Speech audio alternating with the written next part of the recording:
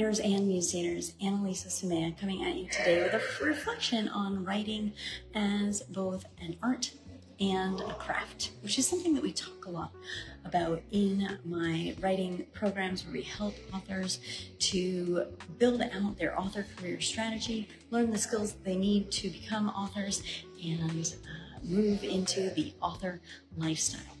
So I was talking about how visual artists for a long time have a tradition of studying the great artists who have come before them and studying form and line and function and color. And it occurred to me as I was walking through this fabulous exhibit and watching the evolution of the artist Cézanne that we have a very similar process over in my writing programs, which is to start out with the basics. So plotting, function, form, writing that very first novel to publishing industry standards so that it appeals to your reader, so that you can sell books, knowing what that is that captures both your voice, your mission, the story that you want to tell, as well as what is going to be saleable, publishable, appealing, what people are looking for, how to really speak to your reader, to your audience.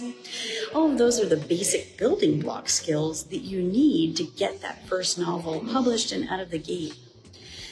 Once that novel is published, once you know the skills to pitch and put together a good query and a submission and how to speak to your literary agent, how to work with your publisher, from there we take a deep dive in our program called Paths to Pulitzer, where we do this very similar thing to what Cézanne was doing. We really look at this form, this function. How is it that the great masters are putting together their work? So I wanted to share that with you because I was so deeply moved by this exhibit, by the growth of creativity, by the versatility. So even later in life, Cézanne came back to classic lines in his painting. That shows his versatility. It's sort of like being able to emulate Stephen King and also Shakespeare. Right? So you've just got this great versatility to move back and forth between the popularity of Stephen King, but also the universal themes of Shakespeare, for example. Now, all of those things would contribute to your popularity, to your saleability, and be triangulated by you, your voice, your story, your experience, and what you have to share with the world.